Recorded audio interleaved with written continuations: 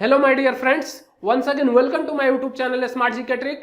तो दोस्तों आज हम लोग बात करने वाले हैं वर्ल्ड मैप सीरीज के अंतर्गत जो हमारा अगला कंटिनेंट आता है उसके बारे में। इससे पिछले वाले वीडियो में मैंने बात किया था उत्तरी अमेरिका कंटिनेंट के बारे में, तो अब तो आप समझ ही गए होंगे कि कौन सा कंटिनेंटल आज पढ़ाने वाले हैं हम। फिर भी मैं बता देता हूं, आज हम लोग जो पढ़ने वाले हैं वो पढ़ेंगे दक्षिणी अमेरिका कंटिनेंट। और दक्षिणी अमेरिका कंटिनेंट में जितने भी देश आते हैं, जो परीक्षा के पॉइंट ऑफ व्यू की अगर मैं बात करूं, जो अपना इंपॉर्टेंस निभाते हैं पेपर में, उनकी राजधानियों के बारे में देखेंगे। उसके बाद से कुछ प्राकृतिक अवस्थितियां और कुछ विशेषताएं जो है कि इस महाद्वीप के, जो दक्षिणी अमेरिका महाद्वीप की विशेषता है उसके बारे में देखेंगे। फिर हम चलेंगे देश के तरफ और देश को जो है कि पार्टिकुलर करके हम बात करेंगे, उनके राजधानियों के बारे में बात करेंगे। और जहां पे इंपॉर्टेंट लगेगा कि यहां से प्रश्न पूछता है जिस देश से, उस देश पे मैं ज्यादा फोकस करूंगा। तो देखिए मेरे प्यारे दोस्तों, सबसे पहले अगर मैं बात करूं तो आप लोगों को यह जानना होगा कि उत्तरी अमेरिका और दक्षिणी अमेरिका किस जल संधि के द्वारा सेपरेट होते हैं। तो वो है आपका पनामा जल संधि। यानी कि पनामा जल संधि ऐसी संधि है जो उत्तरी अमेरिका और दक्षिणी अमेरिका को जोड़ देती है। ठीक है, यानी कि आप लोग जल संधि का मतलब भी समझ गए होंगे कि जल संधि क्या होता है। यानी जल संधि वो चीज होती है जो दो चीजों को आपस में जोड़ देती है, उसी को हम क्या बोलते हैं, जल संधि बोलते हैं। ठीक है, तो सबसे पहले आप लोगों को मैं ये बता दूं कि ये इतना इंपॉर्टेंट क्यों हो जाता है, मैप इतना इंपॉर्टेंट क्यों हो जाता है। तो देखिए मेरे प्यारे दोस्तों, आजकल पेपर में जो है ना, ट्रेंड बदल चुका है। अब जो है कि पेपर में मैप से क्वेश्चन आने लगे हैं। अगर आपके पास मैप का अध्ययन नहीं है, आपके पास मैप का ज्ञान नहीं है, तो आप उस क्वेश्चन को गलत कर देंगे। अब सीधा सीधा क्वेश्चन नहीं पूछ रहा है, अब थोड़ा सा जो है कि मैप को उठा रहा है और मैप से चीजों को पूछ रहा है। इसलिए मैप का अध्ययन करना बहुत जरूरी हो जाता है अगर आपको पेपर निकालना है तो। ठीक है, अगर जियोग्राफी में अपने अच्छे मार्क्स गेन करने हैं तो आपके लिए जो है कि सबसे जरूरी है कि आप मैप से जियोग्राफी को अध्ययन करें, ताकि आपकी एक एक चीज क्लियर हो जाए। मैप की अगर मैं बात करूं तो जियोग्राफी की अगर मैं बात करूं तो पूरी मैप पे ही आधारित है। अगर आप लोग मैप सीख गए तो समझिए जियोग्राफी सीख गए। ठीक है, तो सबसे पहले मैं बात करूं दक्षिणी अमेरिका कॉन्टिनेंटल की जो फीचर्स हैं, विशेषता है, उसके बारे में हम बात करते हैं। तो देखिए सबसे पहले अगर मैं बात करूं, इसकी विशेषता ये है कि यहां से जो है कि आपकी 0 डिग्री अक्षांशीय रेखा, जिसको हम लोग क्या बोलते हैं, विषुवत रेखा या भूमध्य रेखा बोलते हैं, वो यहीं से गुजरती है।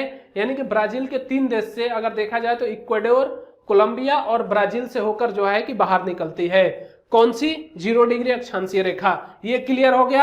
अब देखिए अगर मैं बात करूं इस महाद्वीप की, तो इस महाद्वीप का सबसे बड़ा देश जो है आपका ब्राजील है, और ब्राजील की जो राजधानी है वो है ब्रासिलिया। ठीक है, बहुत ही इंपॉर्टेंट है। उसके बाद से मैं बात करूं कि ब्राजील को रंगीन चिड़ियों का देश कहा रंगीन चिड़ियों का महाद्वीप कहा जाता है। ब्राजील में बहुत सारी रंगीन जो है कि चिड़िया पाई जाती हैं। तो इस हिसाब से देखा जाए तो पूरे आपका जो है कि दक्षिणी अमेरिका कॉन्टिनेंट में जो है कि दक्षिणी अमेरिका कॉन्टिनेंट को चिड़ियों का देश, रंगीन चिड़ियों का जो है कि महाद्वीप कहा जाता है। क्लियर है ये बात? अब देखिए मेरे प्यारे दोस्तों, एक चीज और, अमेजन बेसिन का आप लोग नाम सुने होंगे। अमेजन नदी का जो है कि यहीं से निकलती है, ब्राजील से होकर निकल जाती है। तो इसकी विशेषता क्या है कि यहां पे एनाकोंडा पाया जाता है। क्या पाया जाता है? इसी अमेजन बेसिन में जो है कि आपका एनाकोंडा पाया जाता है। आप लोग एनाकोंडा का नाम सुने होंगे, यहीं पे पाया जाता है आपका दक्षिणी अमेरिका कॉन्टिनेंटल के आपका जो है कि अमेजन बेसिन घाटी में पाया जाता है, यानी कि नदी में पाया जाता है। यहीं पे अगर देखा जाए तो ये ब्राजील वाले क्षेत्र में अगर मैं बात करूं तो इस ब्राजील वाले क्षेत्र में जो है कि सेल्वास वन पाए जाते हैं। अभी आप लोग सुने होंगे कि सेल्वास वन की जो है कि कटाई काफी तेजी से वहां ब्राजील में होने लगी थी। तो ब्राजील में होने के कारण क्या है कि दक्षिणी महाद्वीप में सेल्वास वनों के कटाई होने के कारण जो है कि यहाँ पे ग्लोबल वार्मिंग तेजी से बढ़ने लगा। और कटाई क्यों हो रही थी? क्योंकि हर देश विकास करना चाहता है अपना, तो विकास करने के लिए इन्होंने क्या किया कि जो ये सेल्वास वन है ना, इस सेल्वास वन को जो है कि जो फैला हुआ था, इसको काफी मात्रा में यहाँ पे कटाई की गई, जिसकी वजह से यहाँ ग्लोबल वार्मिंग जो है कि बढ़ने की काफी संभावना उत्पन्न हो गई। तो काफी मतलब ग्लोबल वार्मिंग इंक्रीज हो गया। तो ये अलग विषय वस्तु है, इस पे हम चर्चा नहीं करेंगे आज, क्योंकि केवल लेकिन आप लोग जान लीजिए कि ये सारी चीजें जो है कि टू द पॉइंट वाली चीजें हैं, इसको आप लोगों को मालूम होना चाहिए। तो सेल्वास वन काफी मात्रा में यहाँ पे पाए जाते हैं। और ब्राजील की अगर मैं बात करूं तो ब्राजील कॉफी के उत्पादन में अग्रणी जो है कि आपका देश है। और यहाँ पे जो कॉफी के बागान होते हैं ना, उसको फेजेंडा कहा जाता है। क्या कहा जाता है? फेजेंडा। और ये फेजेंडा परीक्षा के लिए बहुत ही इंपॉर्टेंट हो जाता है। ठीक है, तो अब देखते हैं एक बार इसकी जो राजधानी देश है उसके बारे में और उनकी राजधानियों के बारे में। तो सबसे पहले इसकी अगर चौहद्दी की अगर मैं बात करूं कि इसके पूरब में, इसके पश्चिम में और दक्षिण में, उत्तर में क्या क्या स्थित है, तो उसको समझिए आप लोग। उत्तर पूर्व की अगर मैं बात करूं तो उत्तरी अटलांटिक जो है कि यहाँ पे अवस्थित है। और नीचे अगर देखेंगे तो दक्षिणी अटलांटिक इसी का हिस्सा है, जो नीचे वाला हिस्सा है तो वो दक्षिणी अटलांटिक महासागर बोलते हैं इसको। ठीक है, उसके बाद से इधर देखेंगे पश्चिम में तो दक्षिण प्रशांत महासागर है इसके जो है कि आपके पश्चिम में।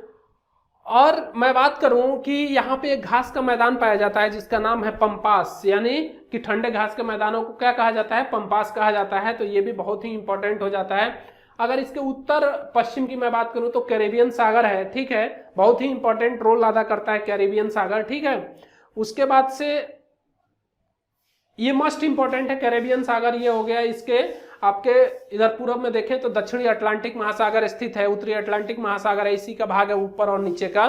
ठीक है, तो अब देखिए सबसे पहले अगर मैं बात करूं, यहाँ पे आपका पड़ता है इक्वेडोर। और इक्वेडोर की राजधानी जो है वो है क्विटो। क्या है? क्विटो। बहुत ही इंपॉर्टेंट है, यहीं से भूमध्य रेखा गुजरी हुई है। उसके बाद से ये है, इसके जस्ट ऊपर पड़ता है कोलंबिया। और कोलंबिया की जो राजधानी है वो है बोगोटो। क्या है? वो है बोगोटा। और कोलंबिया की राजधानी बहुत ही इंपॉर्टेंट है, बोगोटा। ठीक है, बहुत ही इंपॉर्टेंट है। उसके बाद से पड़ता है वेनेजुएला। और वेनेजुएला की राजधानी जो है कराकस है। क्या है? कराकस है। उसके बाद से पड़ता है गुयाना। गुयाना की अगर मैं बात करूं तो इसकी राजधानी जो है जॉर्ज टाउन है। क्या है? इसकी राजधानी जो है आपकी जॉर्ज टाउन है। तो ये भी बहुत ही इंपॉर्टेंट है।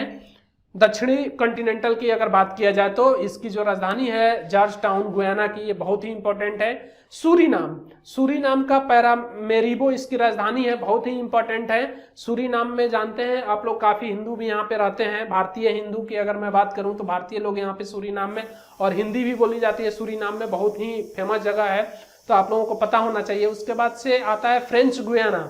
फ्रेंच गुयाना की राजधानी जो है आपका केयन है। देखिए अब ब्राजील, ब्राजील की अगर मैं बात करूं तो सबसे बड़ा देश आप लोगों को दिख रहा होगा, तो ब्राजील की राजधानी जो है ब्राजीलिया है। उसके बाद से यहां आ जाते हैं सीधे पेरू। पेरू की राजधानी जो है लीमा है। क्या है? पेरू की राजधानी आपकी क्या है? लीमा है। उसके बाद से यहां पे देखा जाए तो बोल्विया है, और बोल्विया की राजधानी जो है लापेज है।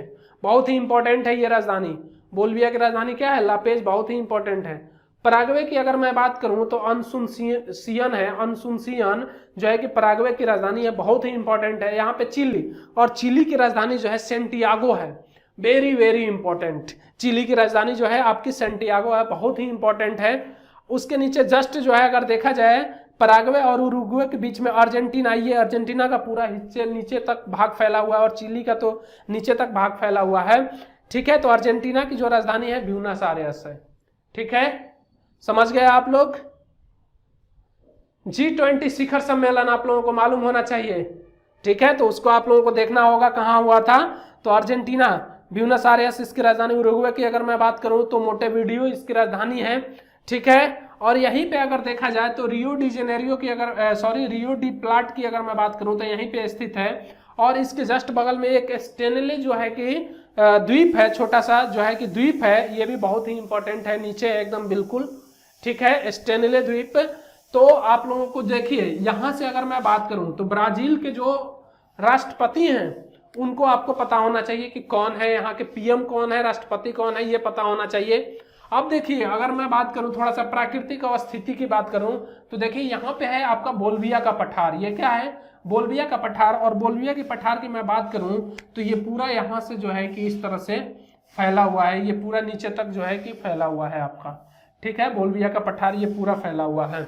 ठीक है, तो बोल्विया का पठार जब मैं प्राकृतिक अवस्थितियां पूरी तरीके से पढ़ाऊंगा तो इस बोल्विया के पठार के बारे में पूरी विस्तृत चर्चा करूंगा। ठीक है, उसके बाद से नीचे देखा जाए तो ग्रेट विलिंगटन द्वीप है, बहुत ही इंपॉर्टेंट है। ग्रेट विलिंगटन द्वीप बहुत ही इंपॉर्टेंट है, तो यहीं पे अवस्थित है बिल्कुल नीचे वाले हिस्सा में। ये है, आपको यहाँ पे दिख रहा होगा, लिखा हूं मैं, ग्रेट विलिंगटन द्वीप। ये बहुत ही इंपॉर्टेंट है। तो ये थी हमारी कुछ प्राकृतिक अवस्थितियां और सिलवास वन जो है कि प्राकृतिक अवस्थिति के अंतर्गत ही आएगा, तो मैं उसके बारे में भी चर्चा करूंगा वहां पे।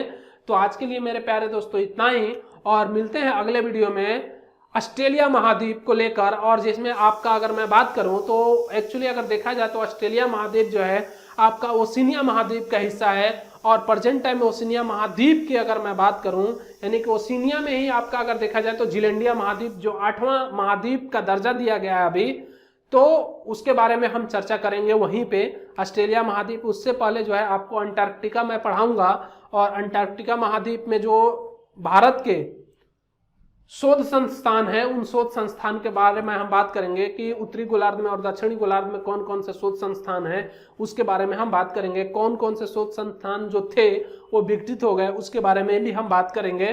तो आज के लिए इतना ही, और मिलते हैं अगले वीडियो में, तब तक के लिए जय हिंद।